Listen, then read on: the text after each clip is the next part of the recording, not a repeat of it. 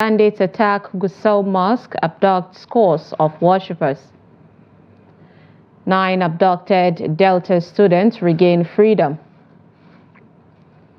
Explosion rocks Ikeja cantonment. And on the foreign scene, 7 aid workers killed in Israeli strike in Gaza. Hello and welcome to Trust News Update. I am Sumaya Abubakar. Thank you for joining us, and now the details. Now, bandits on Tuesday attacked mosque in Gusau, the capital of Zamfara state, and abducted scores of worshippers. Reports said that the attack was carried out when Muslim faithfuls were observing the famous congregational prayer Tahajjud in the mosque. Tahajjud, a special prayer being observed by Muslims in every last 10 days of the holy month of Ramadan.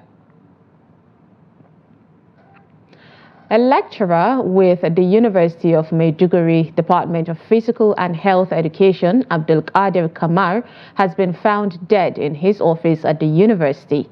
The university's director of radio and public relations, Lanjuma Gambo, confirmed the unfortunate incident in a late Monday press release. Gambo noted that the police and other security agencies have already launched an investigation to unravel the circumstances surrounding his death. He urged staff and students of the institution to remain calm and go about their normal, legitimate businesses, while also assuring parents, guardians, and other stakeholders of the safety of the student. He added that the campus remains safe and secure for teaching, learning, and community service. The police in Delta State said that the kidnapped students traveling along the east-west road in Ugeli area of the state have regained their freedom.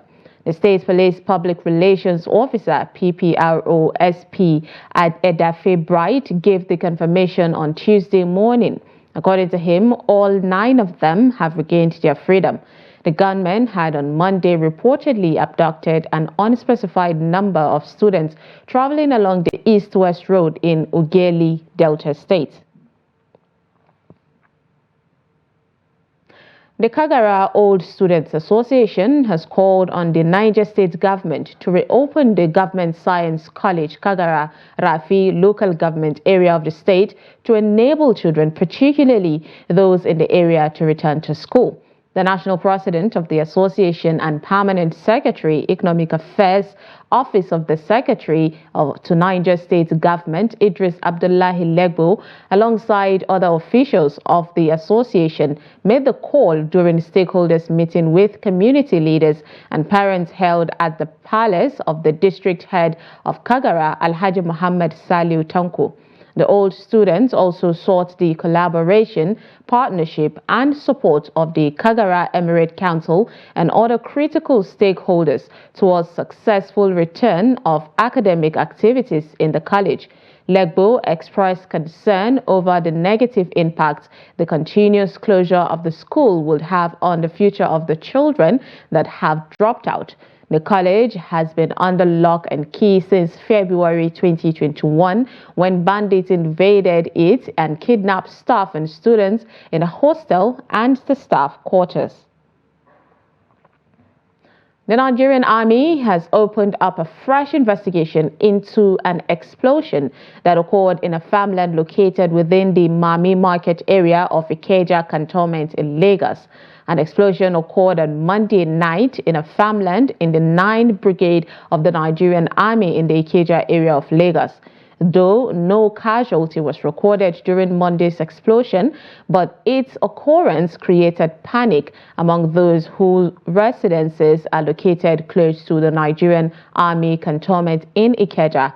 Director Army Public Relations Major General Onyema Nwachukwu confirmed the explosion in a statement that he issued on Monday night.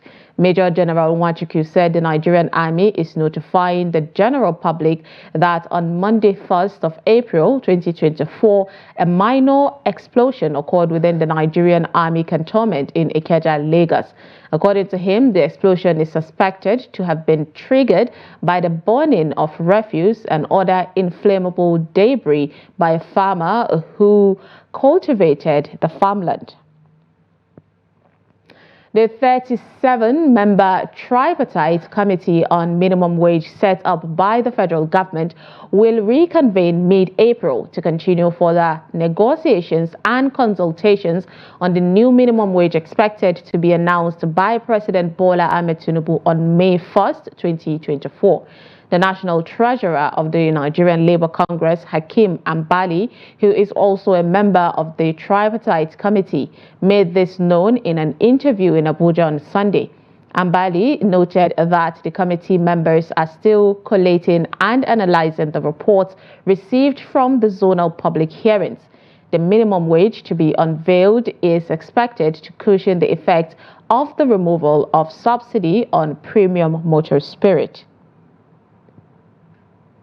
A former presidential aspirant and chieftain of All Progressive Congress, the APC, Gbenga Olawekpo Hashim, has said the federal government must not allow the value of the naira to be determined by criminal elements and market forces.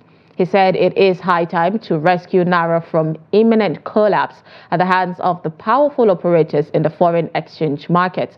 Olawekpo Hashim was responding to a recent statement made by the Northern Elders Forum declaring that President Tinubu, that's Bola Tinubu, has failed. When the dollar rate was really getting out of hand, I made some intervention asking them that you cannot leave the value of the currency to criminal forces. And they did some intervention and we have seen some changes, but they need to do more. So intervene. You cannot leave the forex value to be determined by so-called market forces, especially when this market is controlled by criminal elements who are doing round tripping, and then people who are buying dollars with money that are proceeds of money laundering and kidnapping. So you cannot allow the market to determine the value of the currency. And there is no reason why the exchange rate should be as high as it is now. I mean, I have a number that I think will be more realistic, but at least they have done some intervention. It's a great way to start. You know, we can only advise them and pray for them. I hope they listen to some of those advice. Despite the persistent epileptic power supply nationwide, revenue generation by electricity distribution companies in Nigeria surged to about 1.1 trillion naira within the 12 months of 2023. According to National Bureau of Statistics, the figure represents an increase of 234.4 billion naira or 28.2% from the 831 billion naira generated by the power firms over a similar period in 2022. The latest data came despite the sporadic power grid collapses recorded during the year. According to the report, Nigerians endured more nationwide blackouts in 2023, especially on September 14, when the grid collapsed due to a fire on a major transmission line.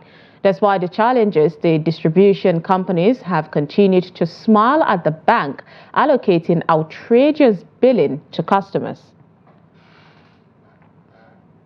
There was a tension in some parts of Lagos on Monday as a number of fuel stations were shut over supply disruptions. This was observed that many fuel outlets in the Ikotun, Akonwojo, Egbeda, Egado axis were shut while the two mobile fuel stations had long queues. Reacting to the developments, the National Vice President of the Independent Petroleum Marketers Association of Nigeria, Mr. Hamid Fashola, blamed the disruption in the supply chain of the product coupled with the public holiday for the development. Fashola, who admitted that the supply disruption started before the holidays, said it will ease off from Wednesday afternoon, the Easter holiday. You're watching Trust News Updates. Coming up, residents recall accounts of age-long pranks. This and more after the break. Stay with us.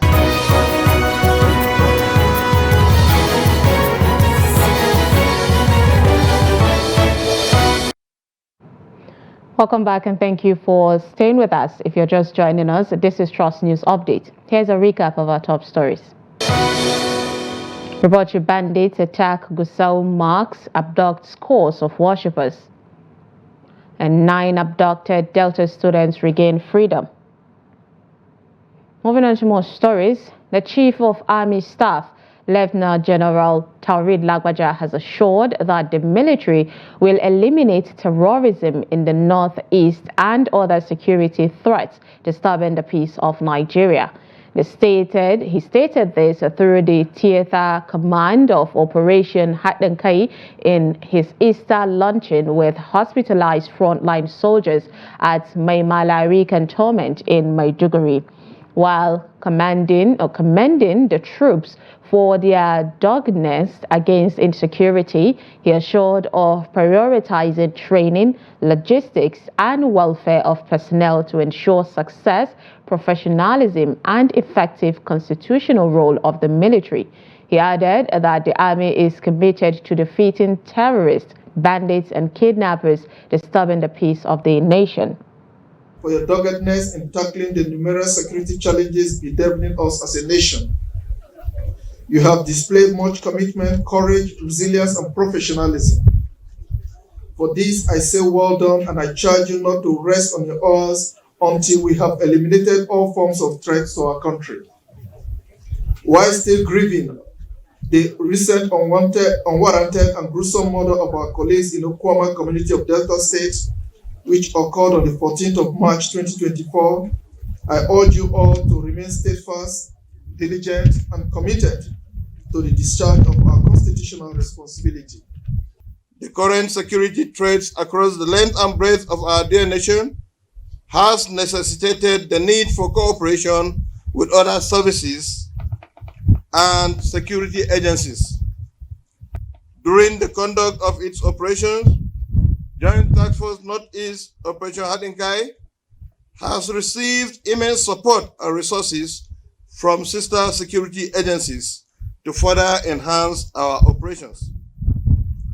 We wish to express our gratitude to the Nigerian Navy for their valiant contributions in the Lake Chad region and the Nigerian Air Force in providing close air support, air interdictions, and airlift capabilities in the theater.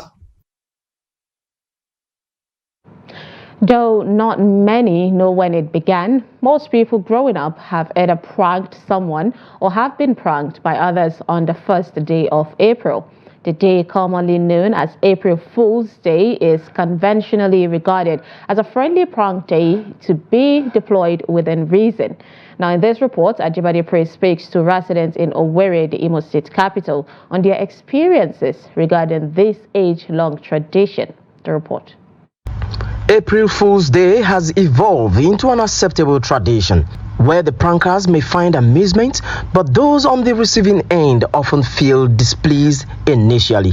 However, they eventually come to terms with it once they realize it was merely a prank, usually ending with a classic shout of April Fool. Respondents sharing their experience highlights both the negative and positive aspects of this tradition. I just wake up one morning like that, just check my phone. Like my friend, my old time friend just wrote me and told me that how far I got you, have you eaten? I was like, no. I should just send my account number, that you transfer 10,000 to my account. That later in the evening, you just make the money change. I was like, what happened? Like, do you have any business? You don't know, nothing. I just want to do it. I just send my account number. Was it? The one I was not calling, waiting for the transfer. I got told him that he's a play one more. With the hunger and everything, the aggression was too much.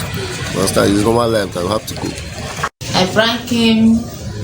Ogasa, your brother is calling you. Your brother need you at Big Elele. He says you enter bike now, come and carry something. He's calling you on phone, but your line is not going.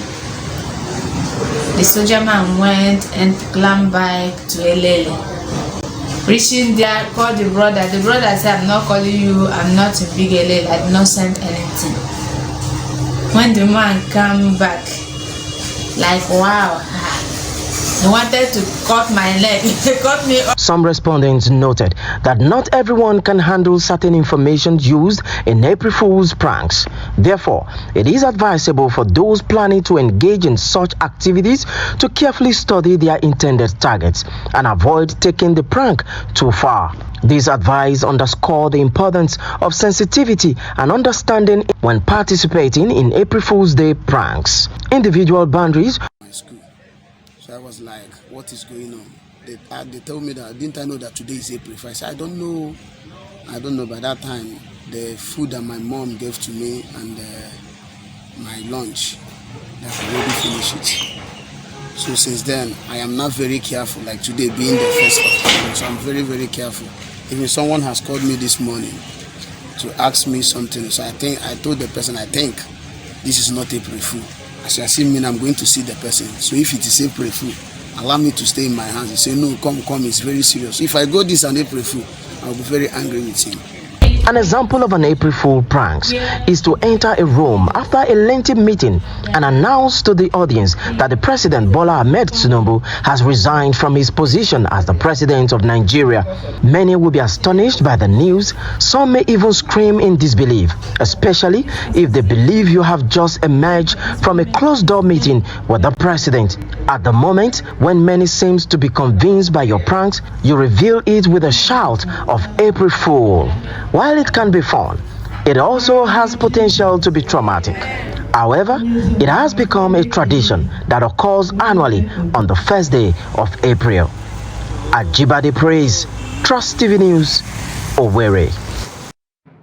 The federal government on Monday announced a new price of natural gas for power generation companies in the country. An agency of the federal government, the Nigerian Midstream and Downstream Petroleum Regulatory Authority, NMDPRA, unveiled the new domestic base price and wholesale prices of natural gas for 2024, jacking it up to about $2.42 per metric million British thermal units from the previous rate of $2.18. Announced and signed by the Chief Executive NMDPRA, Farouk Ahmed, it also pegged the cost of commercial gas at $2.92, up from the previous cost of $2.05. Ahmed said the Petroleum Industry Act 2021 provided a clear regulatory framework for the determination of a market-based pricing regime for the domestic gas market.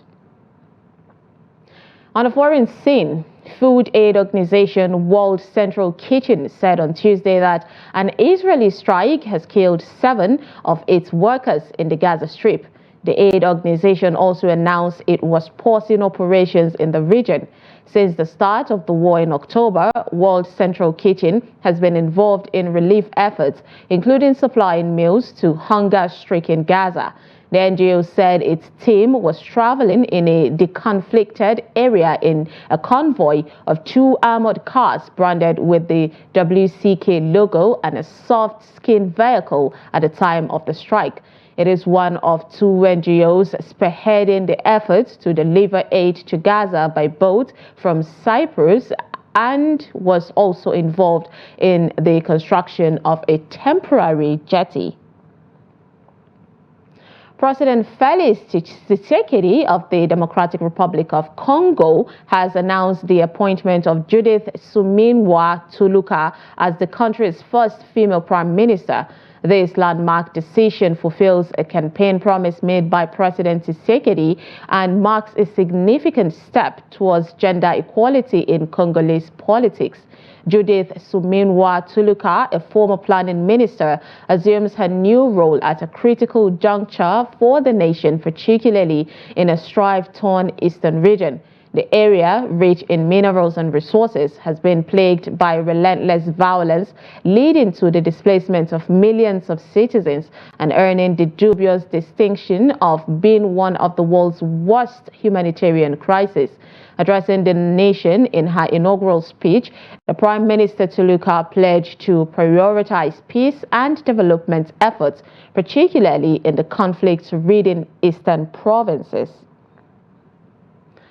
In sports, the Chairman House Committee on Sports, Honorable Ekene Adams, has expressed disappointment over the delay in the payment of allowances of Team Nigeria athletes at the recently concluded African Games in Ghana. Nigeria finished second at the Games behind Egypt, surpassing her previous record with a total of 47 gold, 33 silver and 40 bronze medals. According to the lawmaker representing Chikun Kajuru Federal Constituency, it is very sad that many of these athletes who made us proud in Ghana have not been paid their due allowances and bonuses. Ekene, who is also a seasoned sports administrator, however, pleads with the Ministry of Sports Development to swiftly do the needful so that this delay in the athletes' payment should not linger until the upcoming Salah break. Fenerbahce members will decide on Tuesday whether the club will withdraw from the Turkish Super League. Last month, the 19-time title winners said they would consider withdrawing from the league after their players were attacked by Trabzonspor fans. Fenerbahce won the game 3-2 and Trabzonspor fans entered the pitch, attacking security forces and players. At Tuesday's extraordinary General Assembly meeting, members will vote on whether the club should withdraw. The Turkish Football Federation reported 3 of Fenerbahce's players and 2 club officials to the country's professional football disciplinary board for their involvement in the fights. Tensions started to rise when former Chelsea striker Michy Batshuayi scored an 87th minute winner with object thrown onto the pitch. Nigeria winger Bright Osai Samuel, who used to play for Blackpool and Queen's Park Rangers, knocked one pitch invader to the ground while Batshuayi aimed a kick at another. FIFA President Gianni Infantino said the incident were absolutely unacceptable. And with that, we wrap up Trust News Update. Do not forget to follow us across all our social media platforms and join our YouTube live stream for more news programs and documentaries. I am Sumaya Abubakar. Thanks for watching.